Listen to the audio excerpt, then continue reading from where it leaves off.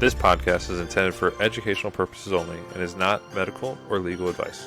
Always follow your local policies, procedures, and protocols when functioning in your respective profession. Additionally, the views expressed by the speakers and owners of this podcast are their own and do not represent the views of their respective employers. Listener discretion is advised.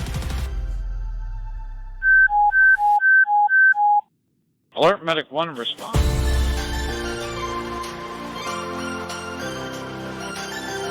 Ken, Josh, and Mustafa here. Welcome back to the Alert Medic 1 podcast.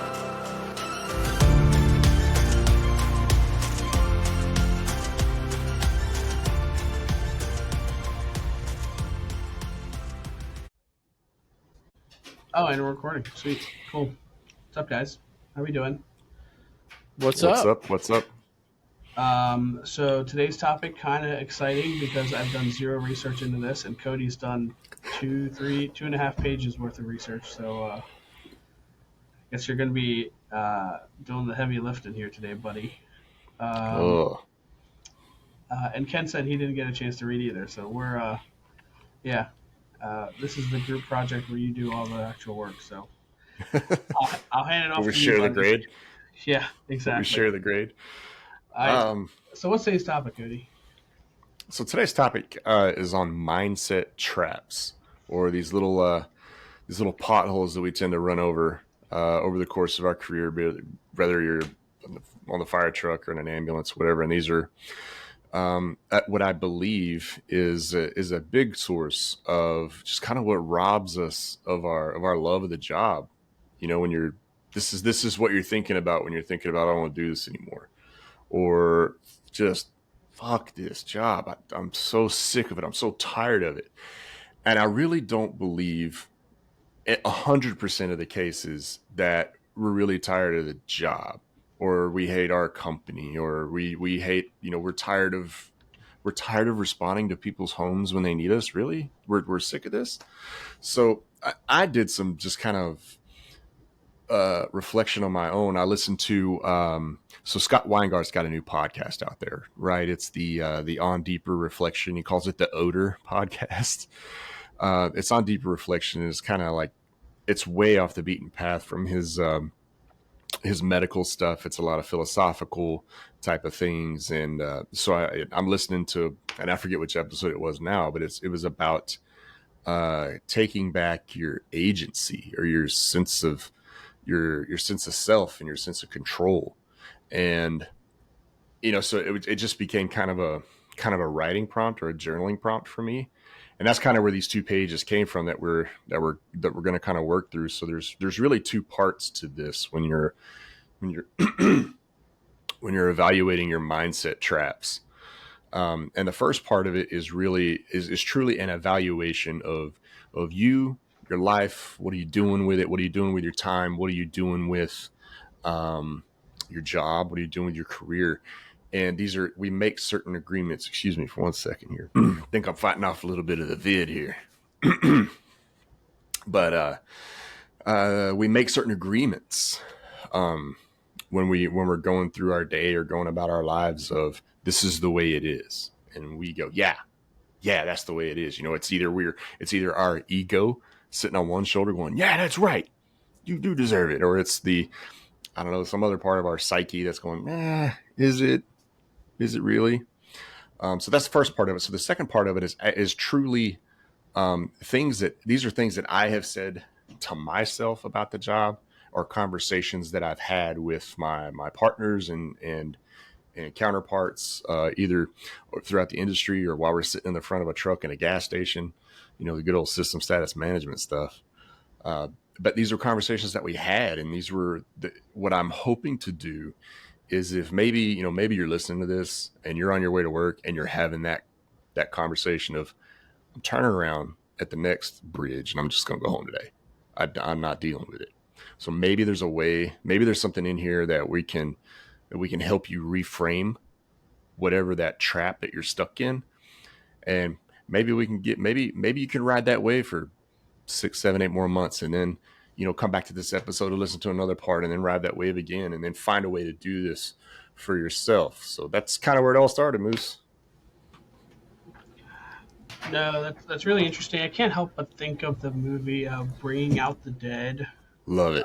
by not by Nicolas Cage, but it has Nicolas Cage in it. And if you haven't seen it, it's I hadn't seen it until a couple months ago, and I don't honestly. I want to say it was probably like a reel or something I saw on Instagram. But Hmm. there's a scene where they like give Narcan to a dude at a rave or something, Yeah, they say and that be banging. exactly, and yeah, I just think about that, and I think about these these loops that we get into, and now I keep wanting to say the word trap, even though that's the topic we're talking about. But it's a cycle that you get stuck in, and um, when you're when you're stuck in it, you may not even know you're stuck in it. So it's just interesting to, um, I don't know, first recognizing that you're in trouble before even going through it. But yeah, no, I'm excited to talk about the topic. I think it would be a pretty cool topic. It's I crazy you bring think that up. there. I just started reading that book. Go ahead, Ken. Sorry, I'm go sorry, ahead. buddy. I cut you off. No, that's okay. I was just going to say, I think there's an interesting counterpoint to this, though, where you do at some point have to recognize for your own mental health that maybe what you're doing isn't working, and maybe there is a reason for that. So it's finding the balance between being able to push forward continuously and also having the maturity and the experience to say, you know what I'm doing is not working for me, and maybe I need to take a step back and reevaluate. And reevaluate does not mean just quit or whatever you're doing right away, right? Like we have to evaluate things scientifically and figure out what's working for us and what isn't and why. And that may involve talking to a therapist, talking to your friends, but it pretty much involves talking to someone, right? Like, Yeah. we shouldn't make drastic decisions rashly, and we shouldn't make them without really thinking them out and talking them out. Yeah, it's crazy that you mentioned that of like taking stock of where you're at, like kind of what's the source of this mindset, and maybe going, maybe it's not a patient thing. Maybe it's, like for me recently, I was like, I don't hate the job. I don't hate taking care of people. I love when the radio goes off. I mean, I hate it because it's like jarring and high squealing and pitchy, and it just does something to my brain. But I love it. I love it when the radio goes off. There's somebody that could use. Maybe I could do some good for them that day. But I was not super smitten with the position I was in. So, I recently stepped away from a leadership position just so I could, I was like, I just want to focus on the job. I just want to be the paramedic. I just want to be dad. And you know, I think it goes back to what you said, and I also want to say that you were kind of getting at it. The first part of this was there's a difference between, I'm feeling it, I'm going through it right now, which is what we're talking about today, and truly carrying something around, carrying a trauma around, carrying a bad call around, and you definitely need to see a pro for that kind of stuff. So how do you? I mean, I don't want to get away from the mindset trap discussion, but I don't know. I guess now that I'm thinking about it, it's so easy to just get carried away in like that the mental health like pit because I mean certainly there you can't have one without the other. I guess what I'm trying to ask is how do you even get to the point where you're able to reframe those thoughts? How do you even get to that point? Well, I think a part of it is just this evaluation that we're getting ready to talk about. There's three things that you need to stop and take a look at. Yeah, If you're ready to get into it, let's get let's into do it. it. Yeah, let's do it. Um, how do you take back that sense of self, or how do you get back that agency? How can you get to a place where you can even confront your thoughts and reframe them, and maybe have a better experience with your job? And I'll say that fully aware that there are some straight up shit companies to work for. I get it. And if you're in one of them, do yourself a favor. Find a better one. Take a pay cut. Do that for you. Do what you need to do to get out of that environment, because the environment that you're in is a big piece of this. So the first, if you want to know where these mindset traps are coming from, or how you're making these agreements, the first thing you should probably look at are the inputs. What are you taking in from the world? And I'll use social media as a big, as kind of a kicking off point. But what are you following? Who are you following?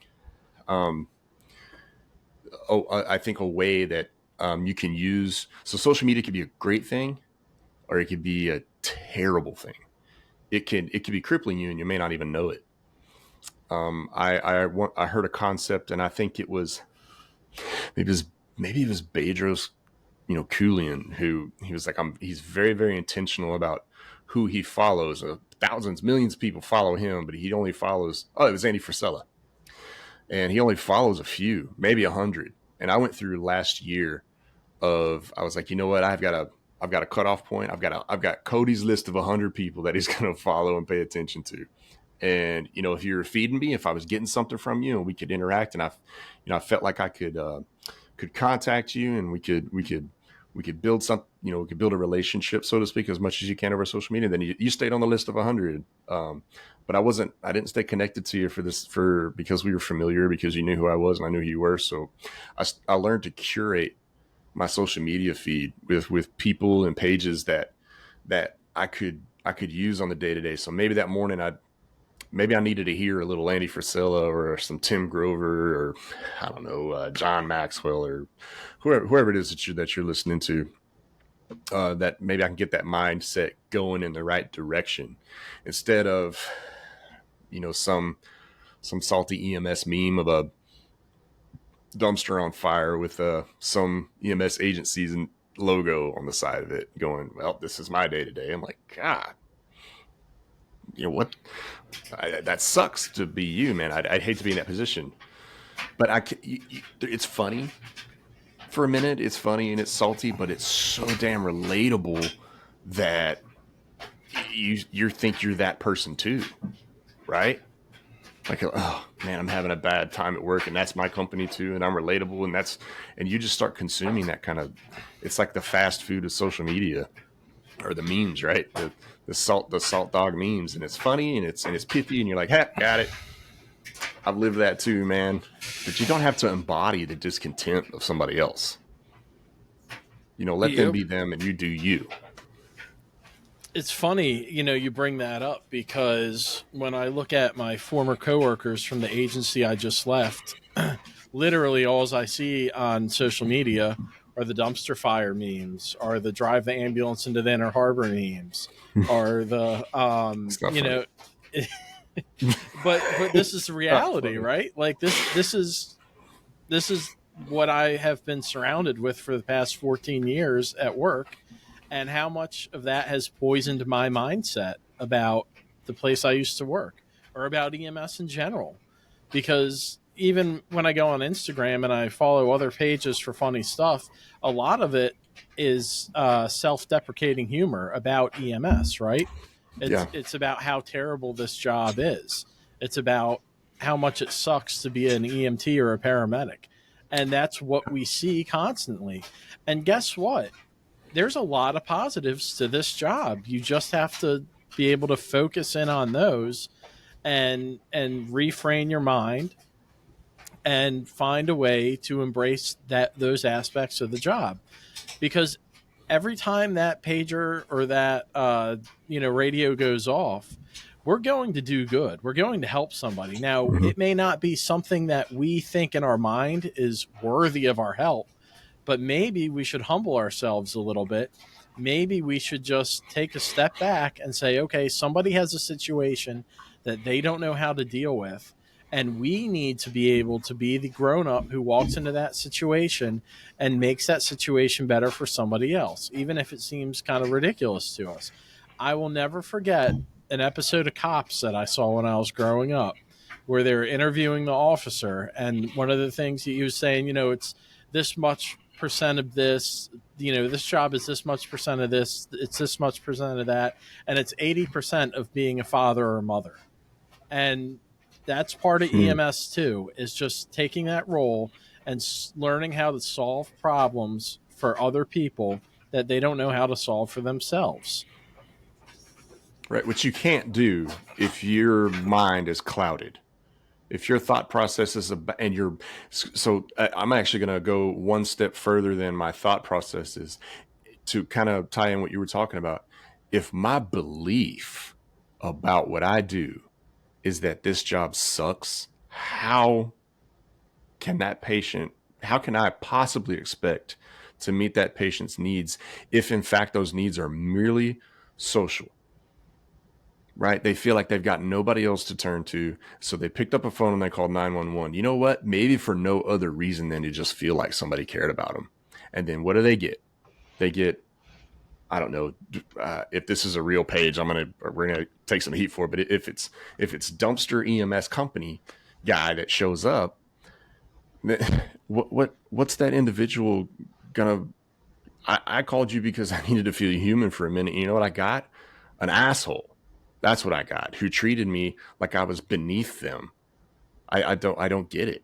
I don't understand that. But it's so easy. It's even easier nowadays. So when I was writing Instagram, I think it was around, but it wasn't like a thing.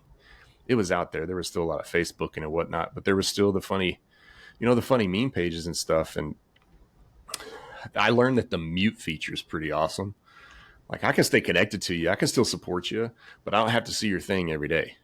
I don't have to see it every day. I'll go back and look at you. If I'm like, oh, if we truly have a connection, I'll go back and check you out and see what's going on with you. But that's just kind of a way that, like, this is your first line of defense for, for burning out, really, is paying attention to what you're consuming. And I pick on social media a lot, but the books that you're reading, the TV shows that you're watching. I mean, if you're watching 911 Lone Star and expecting every day on shift to be a mass cow, I'm sorry. It's not going to happen. Doesn't work out that way, right? But anything that's given you images and words is an input, and that is something that your brain is filing away and saying this is real or this is not, and it's only real when you say it is. When you classify it as this is reality, your brain doesn't know the difference. It doesn't know the difference between what you tell it is real and what it actually is seeing as real. You got to be careful what you consume, and if it builds and enhances, healthy mindsets, and you relate to it on that level, great, keep it. Put that in your quiver. Put that, that's your first line of defense. The stuff that you're consuming you have to be intentional. The 9-to-5er that's punching buttons on a keyboard and working spreadsheets all day, they have the luxury of not really having to pay attention to what goes in their brains. Not that they're less capable than we are or anything like that, but we really don't have that luxury. We really don't. We have to be clear-headed and full-hearted when we walk up to somebody's front door. We just have to be. I think it's interesting when you frame it like that, because it's very easy to poison the well of the mind in terms of putting bad stuff in. And even, I would say, even good stuff, because let's say that you spend all your free time looking at research papers and news about EMS and learning and growing as a EMT or paramedic. Let's say that's what you do. That's fantastic. That's great, until it's not, right? Because you have to at some point take a step back and read a book about something not EMS related. You've got to put on that TV show that's got nothing to do with medicine. You can poison your brain with good stuff as well as bad stuff if you overdose on it, right? I mean, yeah, you can overtrain it. You can overtrain it, yeah.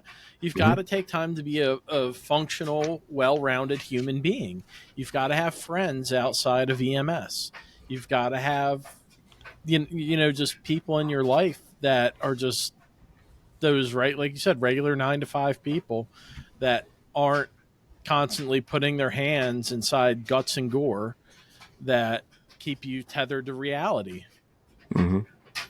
Yeah, well, that's a great segue to point number 2. That's exactly what I was going to say. Perfect segue. is people, and this one might be a little spicy, but I'm okay with it. Who are you around, and who are you interacting with the most? Right? There's that old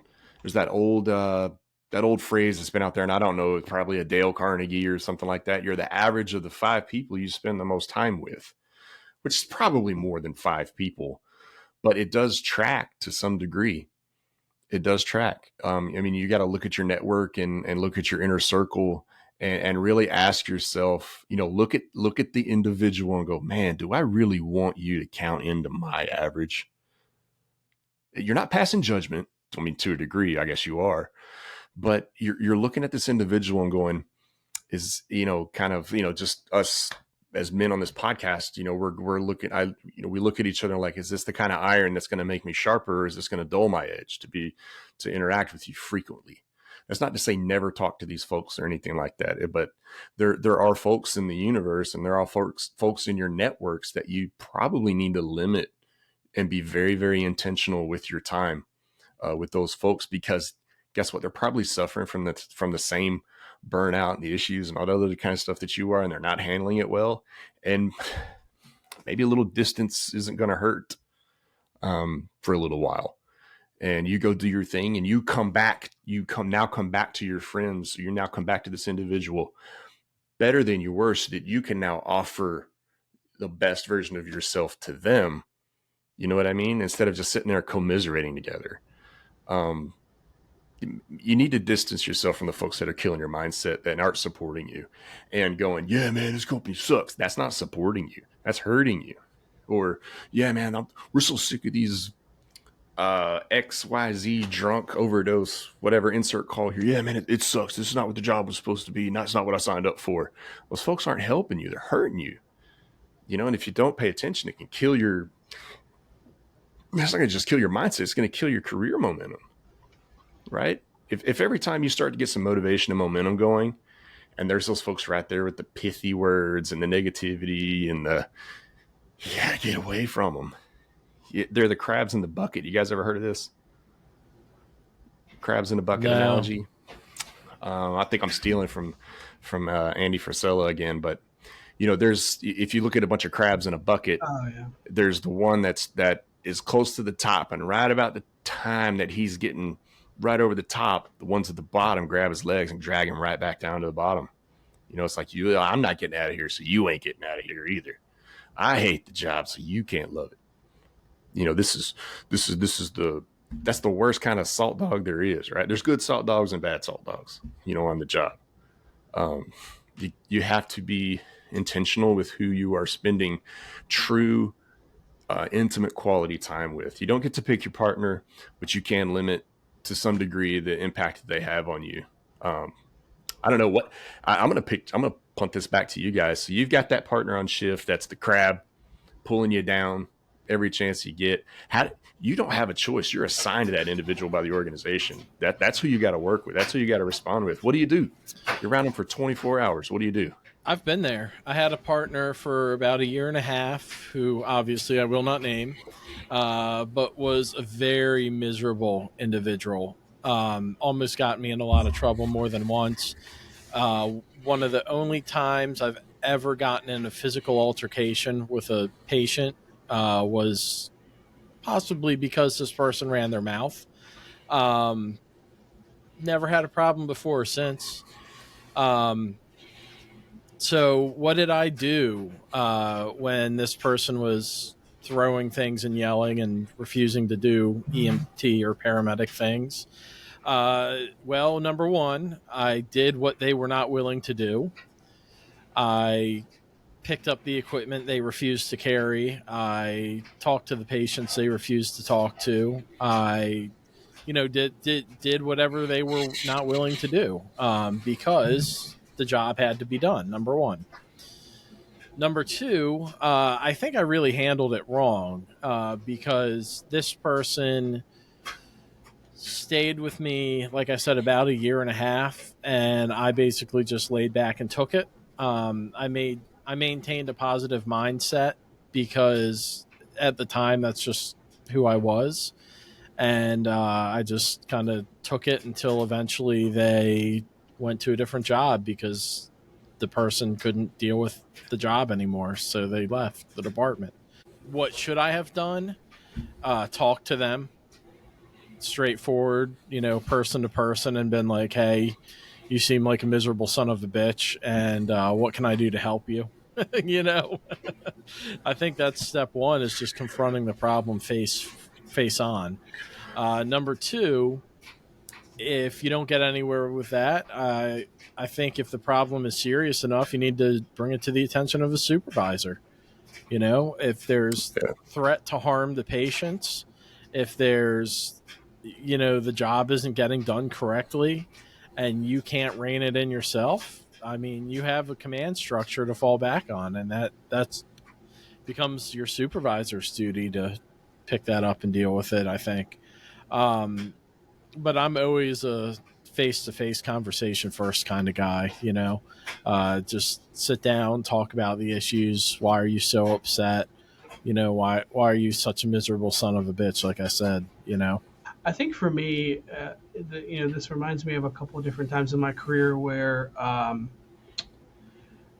I can't help but go back to that section of extreme ownership when they talk about leading up and down the chain of command or Mm. leading laterally, right? Mhm. And when you're stuck in a moment where, because it's often multifaceted, it's not just that you're stuck with a shitty partner, it's maybe leadership knows and is aware of that, right? And that's just, they need to get a truck out the door or they need to get a certain amount of things done. And they know that maybe that person has a terrible mindset, but they know that they will, for whatever reason, come to work and do the job. Um, Not even necessarily, I'm thinking about my experience on a rig, but also in like an office setting, right? So Mhm. um, I think that's where you have to, number one, be mindful and deliberate of what the inputs are of your in your head, right? So even if you are immediately surrounded by bad habits, mindfully uh, reviewing which of those traits you like and which of those traits you don't like, and making a deliberate effort to not do the things. One of the mistakes that I've made is in an effort to how should I say this? In an effort to do the opposite of what I felt wasn't the right thing to do, so I felt like I was going the right way about doing things. I ended up falling into the same pitfall that I was trying to avoid because I fell into the same traps, for I guess for lack of a better term, of I don't know, doing the same toxic things that I was experiencing, right? So, Mhm. not only does there have to be that metacognition, a cognition of what you're allowing in and out, but also having the wherewithal, having uh, the insight to regularly check in with yourself to see how you're feeling and what you should or should not be doing. Because once I recognized that I kind of fell into that same pitfall, it was an eye-opening experience and certainly a life lesson that I hopefully don't repeat. So we talk a lot about the uber negative guy or gal and how difficult they are to work with. But what about the ones that are, I'm going to coin a new phrase. What about the toxic positivity people?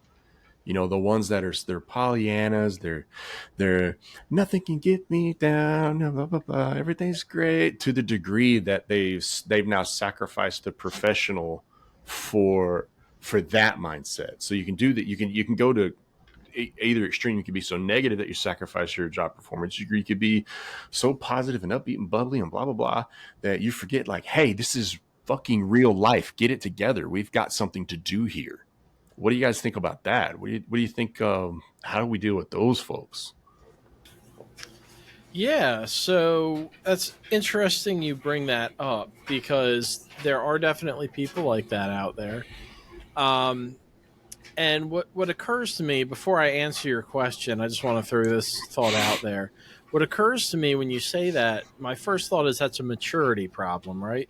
Mm-hmm. But then when I think about it, the toxic negative person is also a maturity problem as well, to an Mm. extent. Um, so I don't know.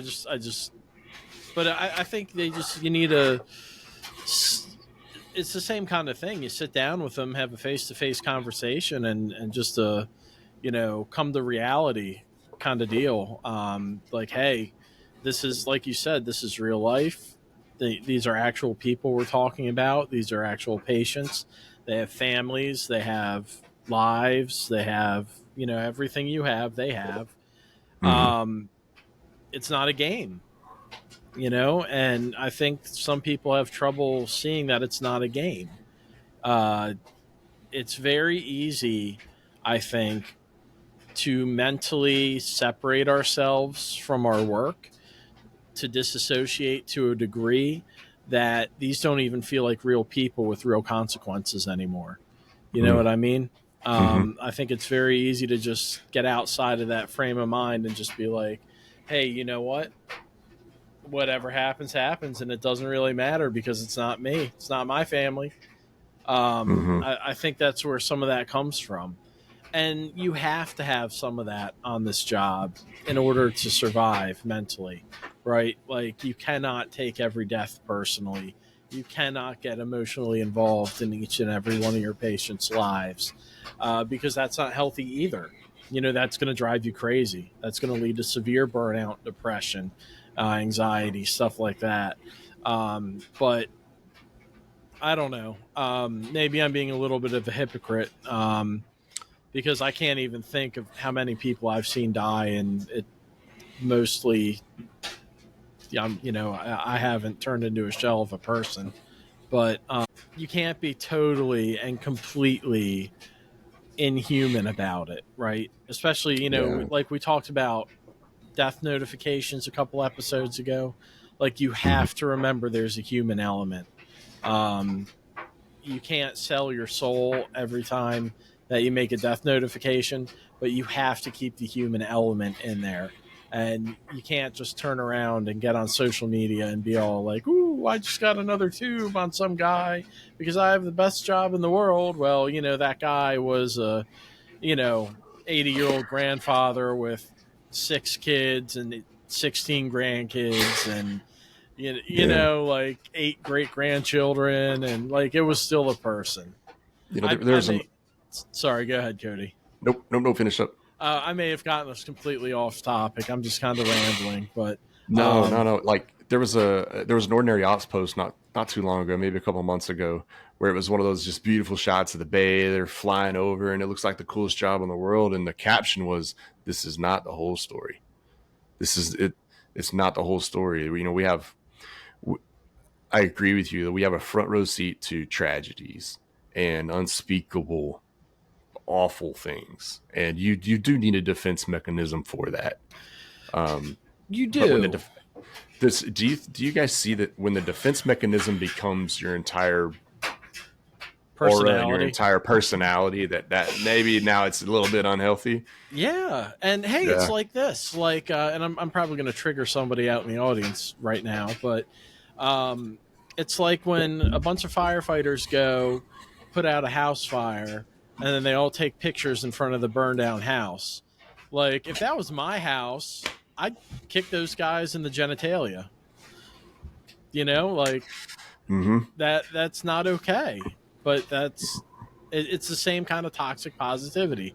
Look, Mm-hmm. what if after cardiac arrest, I got my whole team together and we stood in front of the guy on the ground in a sheet, and we all took a picture together. Oh, what a good job we did! We got the tube, we got the IO, we pushed all the drugs. That's not okay. So why is it okay? You know what I mean? Like, Yeah. I'd say the cops don't go take pictures with bad guys when they arrest them, but I've seen some stuff like that out there If before. you could see the visual that I had that went along with that, Ken, that what if we get Chat GPT to recreate that for me? The wheels are turning. I want to go back to the original thing, Cody, that you asked, and that was about how do you deal with that toxic positivity, right? So Mm-hmm. I think there's a couple things you got to ask first. Number one, where is that quote unquote toxic positivity coming from? Because quite frankly, our own sensors, right, how we're perceiving things aren't unbiased either, right? So what we might be seeing as toxic positivity may just be someone being normal, and our own burnout, our own biases might be contributing to us thinking that they're being toxic, when in reality they may just be normal, and we're so burned out we don't see, how far we've kind of strayed away. So that's one thing. Sure, Um, I agree. I think that's a fair criticism for yeah, sure. I guess I could qualify it maybe by saying like we're so upbeat, happy, bubbly, and kind of to use Ken's words, so immature about things that they actually judge you for that. Like you're just this old curmudgeon or whatever. I don't like you because of that. It's like, well, no, because I know in 15 minutes we're gonna go deal with some life and death shit, and I yeah. need my head in the right place. Yeah, so that kind of leads into my next thing. Where are they coming at with that, or where are they coming from with that positivity? In the sense that, is that a coping mechanism for them to So be able yeah, to function, right? That would be the next thing I would say. And don't get me wrong, I get annoyed as the next person because when it comes to those like hyper bubbly people, because a lot of times in my anecdotal experience, that has been accompanied by such a lack of experience that they say things like, "Oh, I think trauma's cool," right? And hmm things like that. And like whenever someone says that to it's me, like maybe I'm just a little bit maybe you jaded. haven't seen Like, enough of it. well, Right. just because I don't know, for me, certain images come to my head, and I'm like, you Well, nothing know, cool about it. yeah. Yeah. So, um, but that's where that positivity comes in. But then it's not a necessarily the couple times that I've responded to this, I've said, "Hey, that's maybe not the right thing to say," and hmm you'll learn that. And just try to like hmm coach a newer person into saying, "Hey, this," and explain to them the why behind it, right? Um, but I think that those are a couple of methods where you can deal with that toxic positivity. And similar to the toxic negativity, notice that the first thing that I said was not necessarily a offensive tactic, but a hmm defensive tactic, right? Let's figure out where we're coming at, make sure that we aren't biased in some sort of way before we start approaching others. I don't know, Sure. that's helped me before. Yeah, and it's difficult, right? To try to understand or try to figure out why that it's been taken to some extreme, and we all know people who use that big happy personality to cover up a lack of professional competency. And the same with that big negative personality of like, don't even come at me, bro. You don't know anything about this job, and they're terrible. But they're so awful to deal with that you're just like, I guess I'm gonna keep letting you get away with it, and that makes us the bad teammate, right? That we're avoiding that conflict, and now we're the shithead on the team.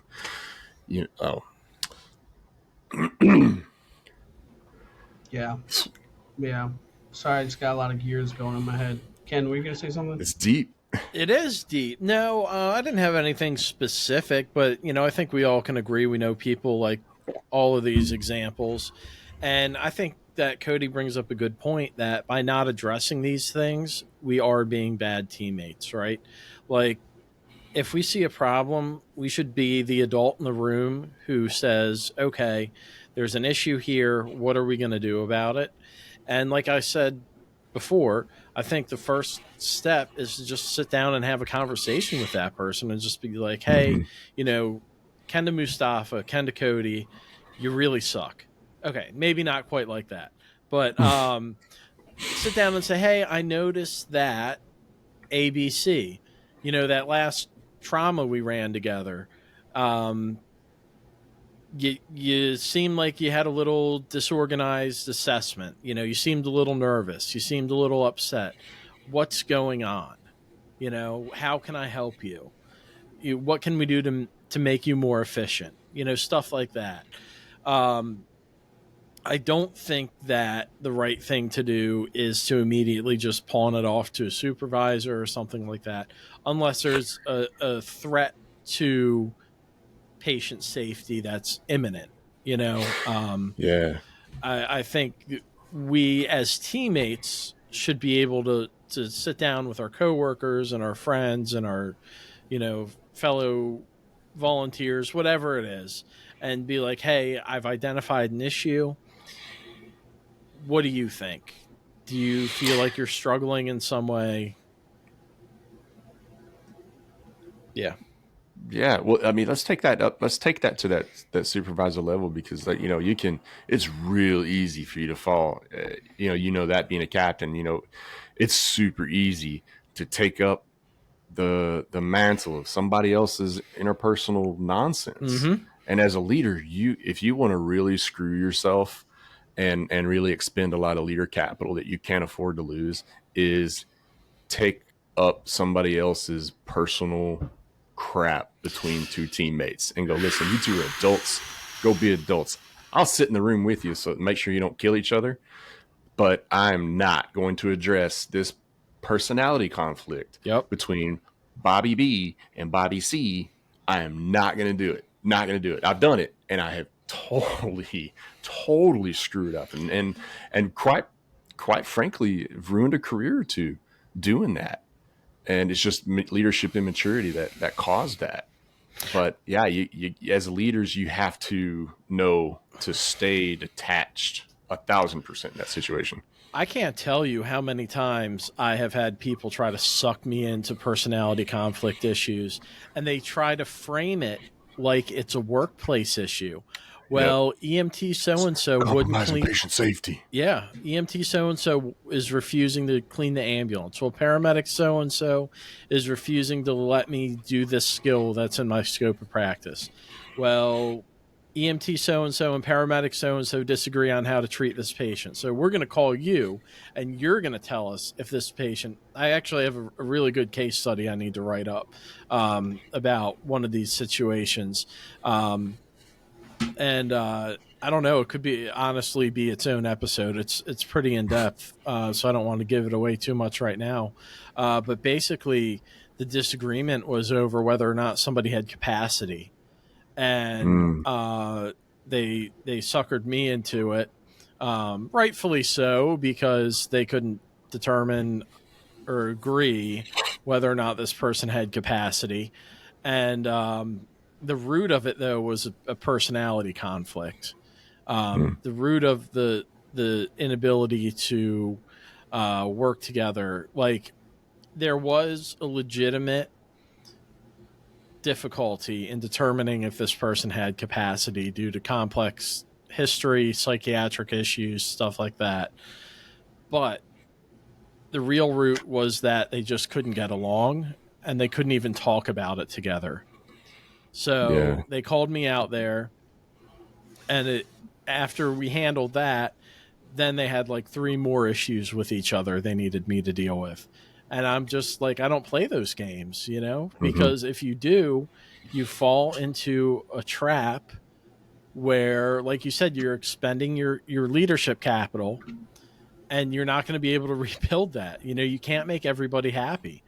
And if you try to, if you try to mediate some of these little petty disputes, all you're going to do is upset people, and then you're taking sides, and you're the bad guy, and you're agreeing with this person, not that person, because of this or that.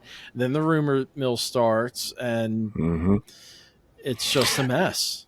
And the thing is, Ken, is that when you go charging into that situation because you're like, okay, now we've got a real problem, and I have to get involved, and you go in there. I will say this to every single individual that's not in a leadership position, and every individual that is in a leadership position that's listening to this, hear my words. You have no idea what any individual is carrying around with them on a day-to-day basis. You have no idea what extra baggage they brought to work with them that day, including you as the leader, right? Yep. They don't know what you're carrying around that day. There's people who come to work in the midst of divorce. There's people who come to work in the midst of, I just found out my dad's dying, that kind of stuff. And they're still trying to muscle through it. They're still trying to get through it. And guess what? They're not always going to be the greatest teammate in that situation, but that's what the team is for, is to see that and go, hey, the first stop, the first gate to go through is, what's this cat got? What are they going through? What are they not telling us? And just assume that something's there before we pass a judgment on, like, this is the crab in the bucket. Right. And that's why you have to talk to them before pushing up the chain of command. I mean, Definitely. you have to be able to have that conversation. Now, I will say this: we are taking one thing very much for granted, all three of us, when we're saying that you should have the conversation, and that is the person that is going to have the conversation has the emotional intelligence to be able to do so. That is not a guarantee, right? Yeah. The fact of the matter is, EQ is seen as this static thing sometimes, and I feel like it's not. Like, obviously, this is not my field. I don't know what I don't know, but I feel like your EQ can wax and wane depending on the other stressors in your life, right? So that's why, I don't know, I just keep going back to the first step in any of this, in getting yourself out of a mind trap, is to check yourself first. One of the questions I was going to ask you guys is, what strategies do you have to kind of check in with, to kind of check in with yourself? I'll say that I didn't realize I had a process until I really started working with my therapist a little over a year ago now, and I've learned what through a lot of hard work, I've learned what my initial symptoms of being, for lack of a better word, triggered are, right? Like I've learned like what my mind, like for example, like my brain will become defensive, and my thoughts will start racing because we call it wargaming, right? So my therapist and I call it wargaming just because of certain experiences in my past. The way I would respond to it, whether it was as a kid or as an adult, was I would start creating plans: plan A, plan B, plan C, plan D. And in that sudden moment, I've learned to see how I respond both from a physical sense and a mental sense. So my question for you guys is, number one, what strategies do you guys use to check in with yourself first, right, before going on the not going on the attack? That sounds bad, but yeah, I mean, what strategies do you guys use to check in with yourself before going to a peer and telling them, hey man, it seems like you're a little off today? Do you want to go first, Ken? Or? Sure. Yeah, so it's funny you brought up your therapist, because for me, a lot of what I've learned about how to make sure that I am solid is stuff I got from my therapist, right? So the first thing is that I make sure that I look at myself and I'm calm and I'm being rational and I don't have any ulterior motives or anything like that, right? I want to make sure I'm coming from a place of honesty, concern, and compassion. I think that's all very important. Then the next thing is, before I ever talk to somebody, I try to understand where they're coming from and make sure that, what they might be thinking and why. And depending on how well I know the person is going to really make a big difference how far that thought process goes.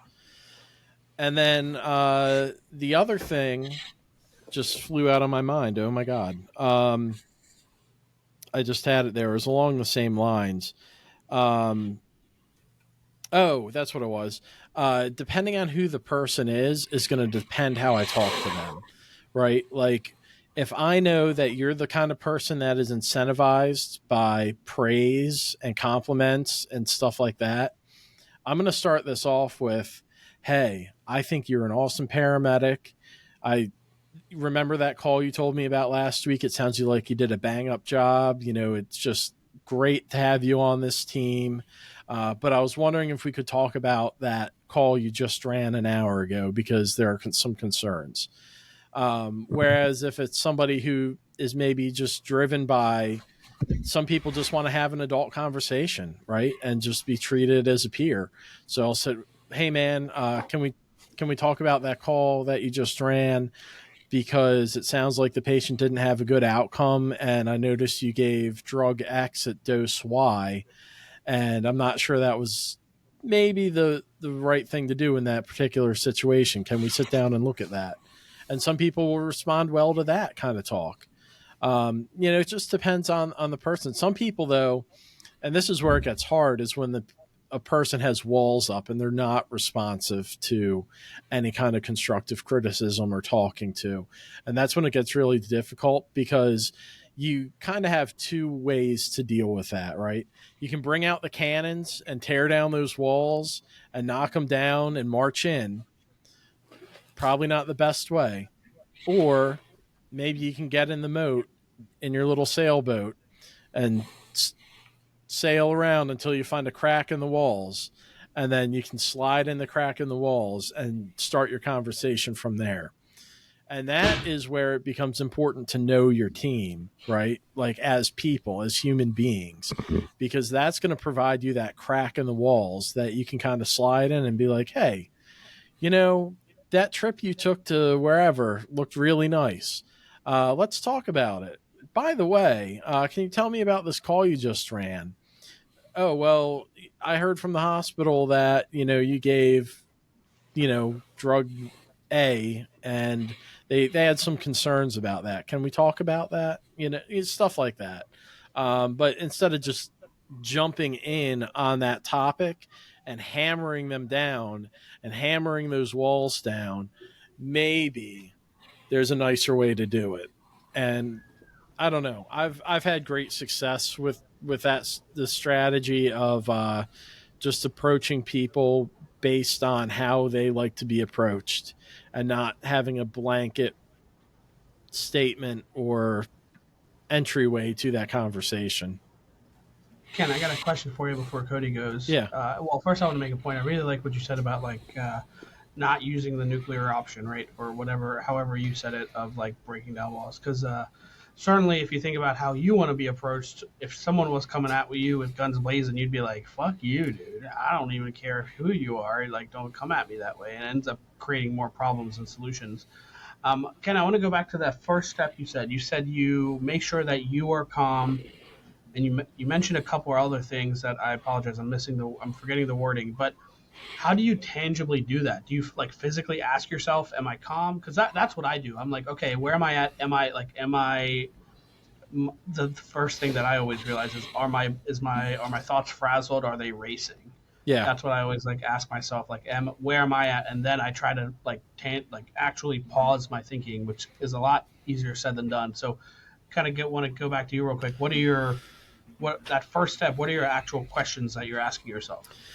Yeah. So, with my laundry list of psychiatric problems and my long time of seeing therapists and psychiatrists and stuff, I have learned how to ask myself these questions. And that's literally what I do. Am I calm? Am I checked into this situation? Am I anxious? Am I angry? If I'm any of these things besides calm and checked into the situation, then I'm going to stop and try to reset. And you can do whatever that is for you, whether it's deep breathing or grounding or just being mindful or whatever it is. But it really is, for me, as simple as asking myself if I'm calm and prepared to have an adult conversation about a hard thing. And what I think people don't realize is, in most of the cases that you have to do this stuff, you can take a couple minutes to get your mind in the game. You do not need to immediately jump in the truck, race out to wherever this other person is, and nail them to the floor, right? Like, take a couple minutes to process. Okay, I just got a call from, Hospital X that one of my paramedics just gave a drug at the wrong dose for the wrong indication, and the patient's not doing well now. Not saying this has ever happened, but if it did, this is how I would handle it. So the first thing I would do is just process it. Just take a couple minutes. Whether I get in the truck now or in 10 minutes will not change anything with what's happening with the patient. It's not going to change anything that happens to that paramedic. It's just going to be a 10 minutes of me collecting myself, thinking about everything involved in the situation. Why might they have done something like that? Ask them is the answer. It doesn't matter what you think is why. Ask them, why did you do that? Take a look at your thought process, and just make sure it's clear and it's straightforward, and you're not making assumptions. And again, I feel like I've gone off track here, but basically, yes, I ask myself if I'm calm. No, I appreciate that. Thank you. One other thing that my therapist told me, that when she first told me, I thought it was the stupidest thing. It was like the most woo thing in the world. But I tell you what, she's got something to it. She would ask me, like, if I was ever stressed, she would ask me, "Where do you feel it?" And I'm like, "What does that even mean? Like, In your body. do I feel it in my ass? Like, what are you asking me?" Yeah. But I'll tell you what, man, she's onto something, because I find that a lot of times, like, I like scrunch up my shoulders, or like I stiffen out my back or whatever, and then I'll notice that once I notice that, I'll try to be deliberate about just like relaxing my shoulders and stuff like that. And I'll tell you, the effect that it has on your mindset before you go into a tough conversation is amazing. It's amazing. So I feel like I've taken away from Cody's time. Sorry about that. Go ahead. My mind's not all that different from Ken's. You know how they and I forget who put it out there, but there's the HALT assessment for your performance. It's, are you hungry, angry, lonely, or tired? So I'm gonna hit that first. I'm gonna assess myself and go, all right, am I hungry? Probably need to eat something, because I don't want to go hangry into this match, or get hangry in the middle of it. Right? I said a match. I mean, this confrontation, this conflict that we're about to go into. If I'm angry, I am definitely going to give it a day. I realize that anger is especially mine, can be difficult to deal with. It's not difficult to control. I've never like knocked anybody out at work or anything like that, but it's difficult to communicate with me when I'm in that state.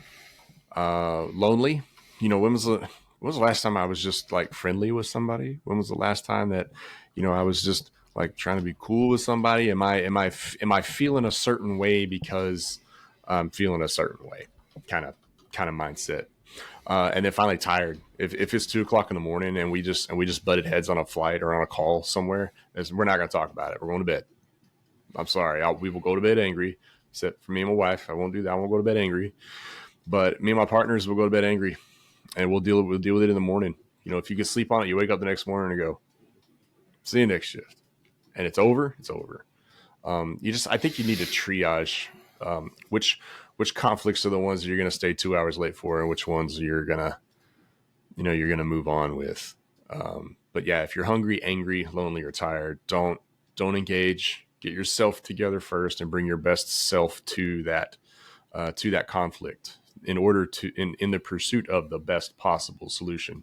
Otherwise, man, it can derail pretty quick, and it usually derails pretty ugly. Where were we in terms of the inputs, people, actions? We're at actions now. Okay, good. Because I'm not gonna lie, I definitely lost track that we were even talking about this stuff. It all kind of intertwines and twines together. So when we're looking at the reasons that we're burned out, or why maybe not loving the job, or feeling like the job isn't loving us right now, take a look at what you are doing. What are you doing day in, day out? What are you doing in pursuit of your physical, mental, and spiritual health? Because if you don't have those things squared away, there are no amount of pizza parties and hot dogs and barbecues and special pink T-shirts and whatever month we do that. And October, right? October. No offense to anyone. October. There's no amount of the trinkets and the quote unquote little things that are going to make you love the job all of a sudden. If you are not taking care of you, and you are not taking care of your physical, mental, and spiritual health, if you're doing nothing healthy in any way, you're sleeping, scrolling, and eating your way through your day or through your shift, you need to get hold of it and start taking some deliberate actions toward improving your health in those arenas. Because while you're sitting there ruminating on all the terrible things about your company that make you hate it, or that patient or that call or whatever it is that's just got your mind racing and got your mind going in the wrong direction, give your brain and body something to do. These guys I'm in love with on Instagram right now, it's DJ Shipley, and they do these 20-minute recovery walks, and it is a game changer. Get up and get moving. For 20 minutes, just go walk, go move, or walk and talk with someone. I remember I was in a position where I was a director of a department, and if I was going to have a tough conversation with somebody, I needed to have one-on-one. We went for a walk. We were in this huge warehouse space with tons of hallways, and there was miles and miles of corridor, and you could actually get through a lot of business, and the confrontation and the conflict was less severe than it would have been had we been sitting across a desk from each other. And there was somebody, was it Jobs? Maybe it was Steve Jobs that would, they never did a meeting sitting behind a desk. He never had a one-on-one conversation with one of his folks, sitting behind a desk. They always walked. They were always moving. So anyway, I'm kind of going off on a little rabbit trail there, but deliberate action for your physical health is kind of a no-brainer, right? Just do something. You don't have to wake up at 4:30 in the morning and do Olympic lifts and keep up with Jocko or run a marathon every day or something like that. But you need to do something for yourself, because the mental health follows the physical health. I fell into a trap of working on the craft, master the craft, work at sharpening that razor's edge, and that was really the only thing that I was doing, other than kind of some BS workouts that weren't really contributing to my health at all. That's all I was doing. That's all it was to contribute to myself, and it wasn't really balanced all that well. And I didn't get a lot of it. I got a lot of it at first, but then I burned out on that.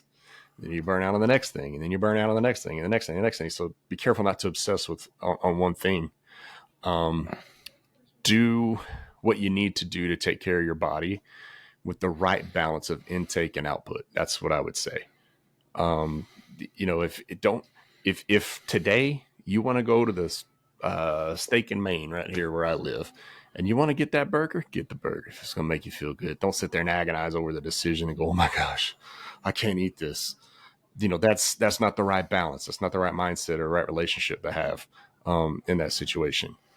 I'm not, and I say that to say this, I am not talking about body image and physique and all that kind of stuff. I'm talking about taking care of your physical health, because your mental health is at stake.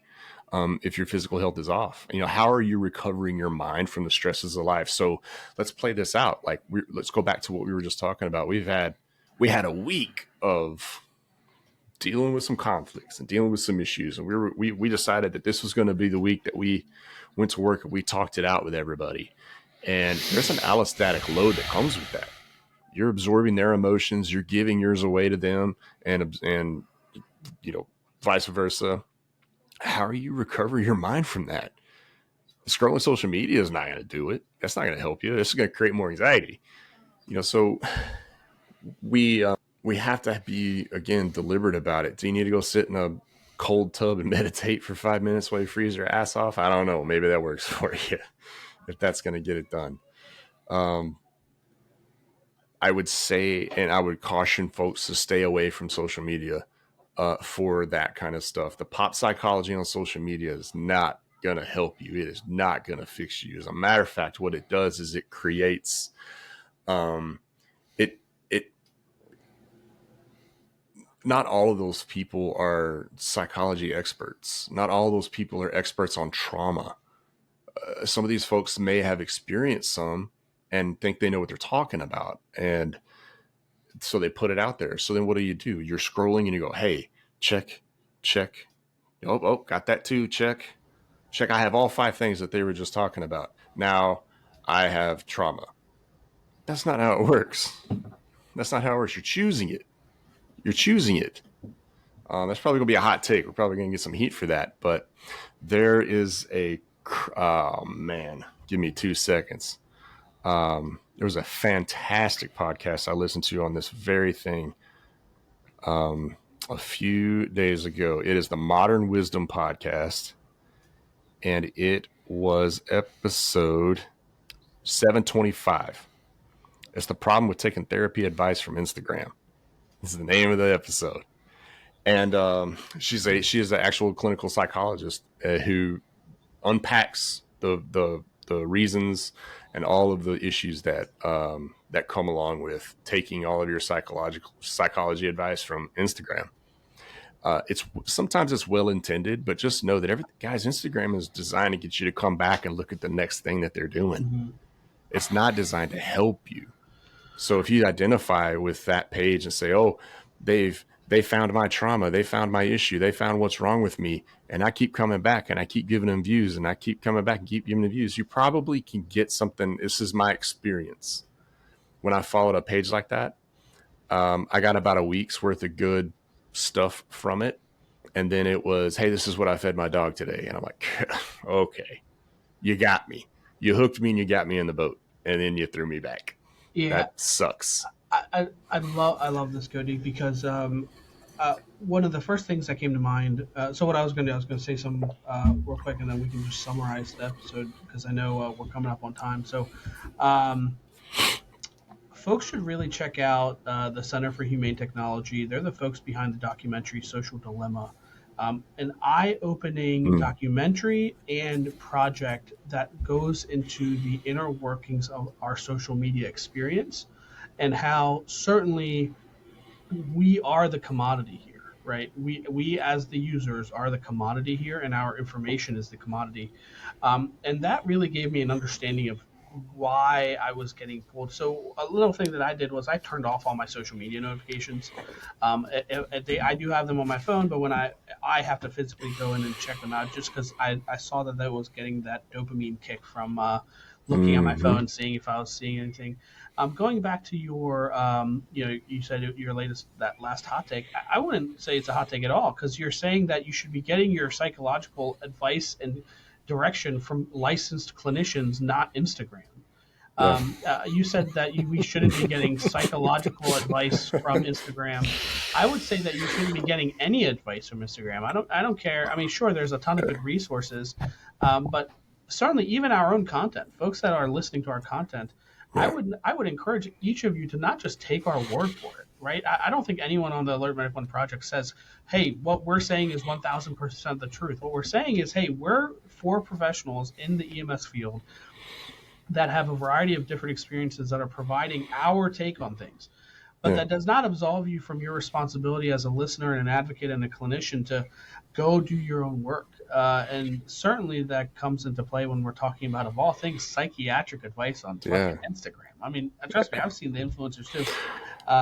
It is not the place to get the information you're looking for. Yeah, maybe your first instinct after going, oh man, I experience all 5 of those things in that video. It shouldn't be to click follow. It should be to find a professional to go, hey, this is going to sound weird, but I was on Instagram the other day and there's these 5 symptoms. It's become the WebMD of the psychology world, right? So I saw these 5 symptoms and I need to come talk to a professional.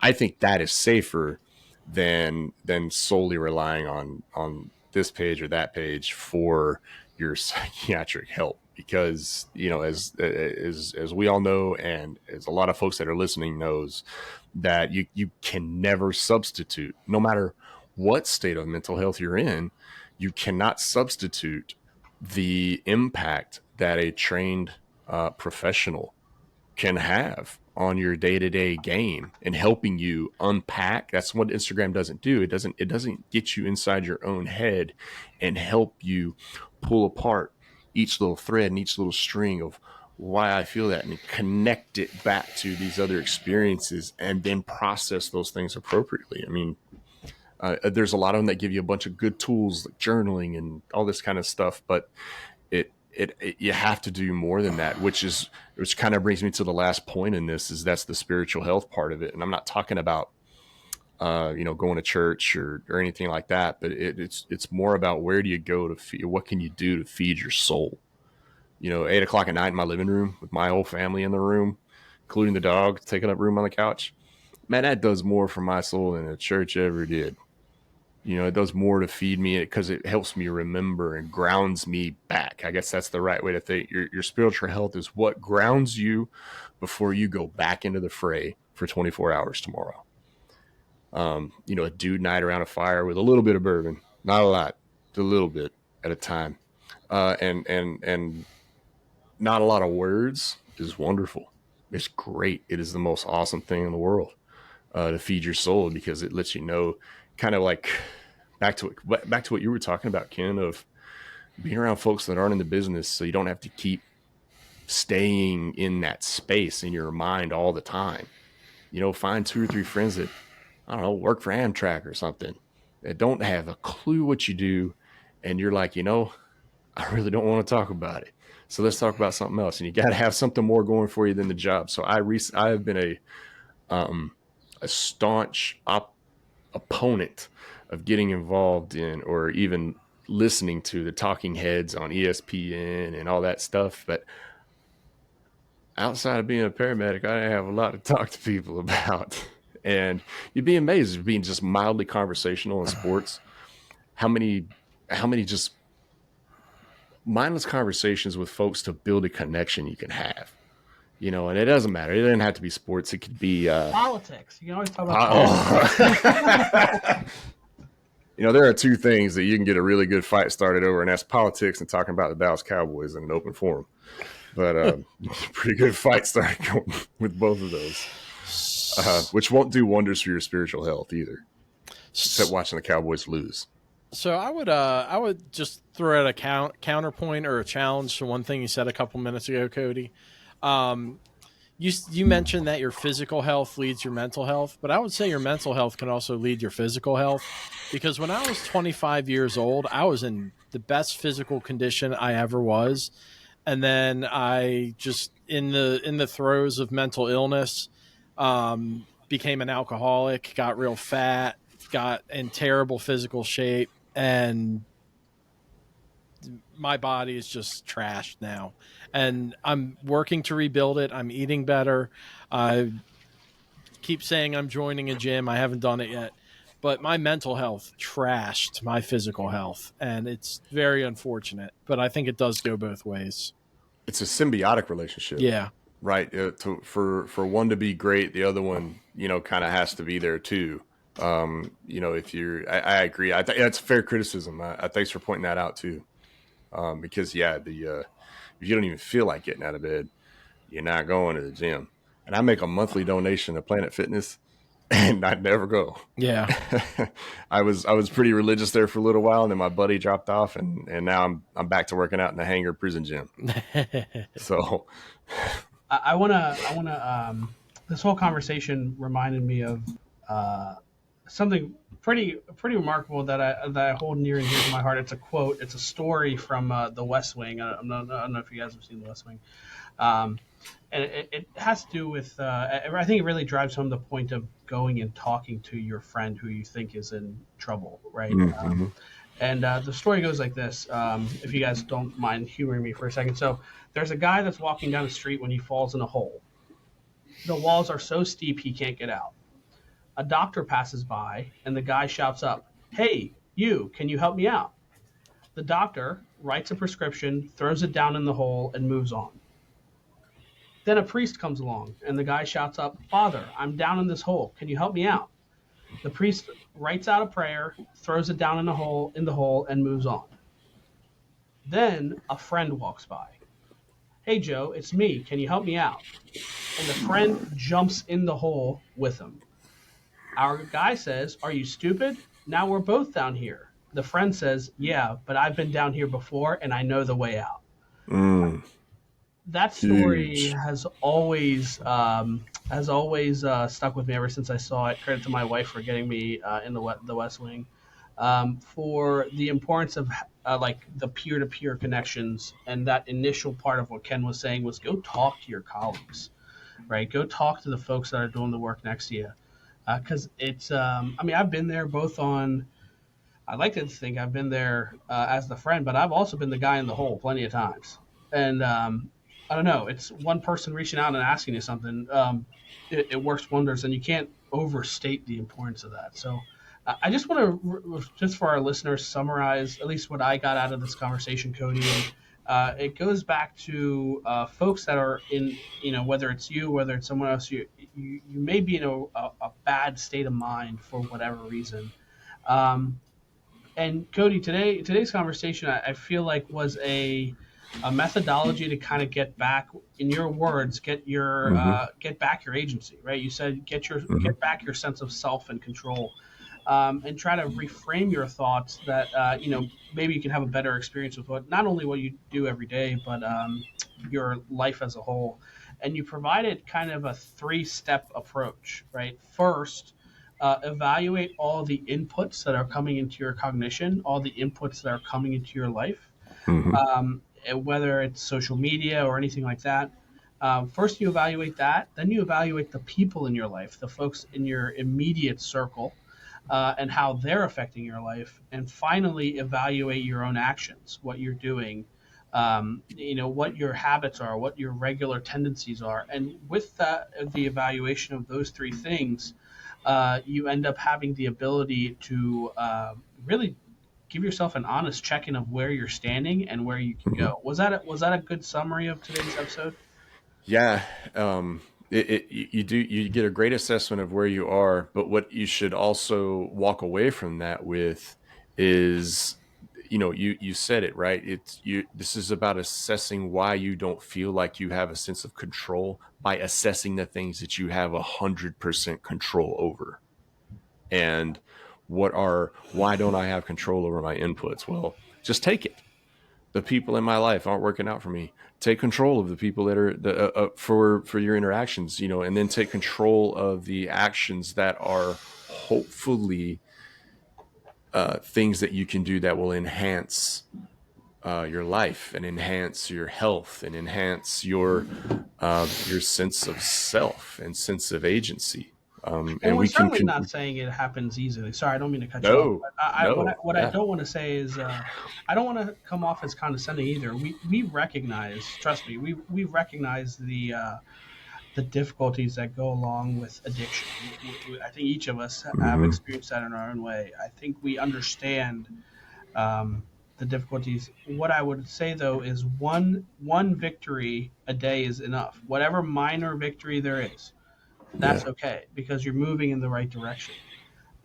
Sorry, Cody, I cut you off, buddy, but I just wanted to stress that. No, but you cut me off with something great that allows me to tie back into your story. We're 3 dudes, but we've been in the hole too. Yeah. Yeah. Ken, do you have anything, bud? No, I think that was a wonderful episode. So thank you, Cody, for the idea here. Sure. Stay tuned for part 2. We're going to talk about 3 actual specific mindsets or things that you say to yourself that might be robbing you of your job satisfaction or love of the job, and maybe some ways that we can at least some ways that I have reframed those agreements and with varying degrees of success. But just because it didn't work for me, don't mean it won't work for you. Ken, you want to close this out, buddy? Sure. Thank you, everybody, for listening to the Alert Medic 1 podcast. Please find us on social media. We're everywhere. Leave us a like, a rating, or review on the podcast app of your choice. Wherever you are, whenever you are, anywhere in the galaxy, please take a minute to listen to us. And thank you for listening to the Alert Medic 1 podcast.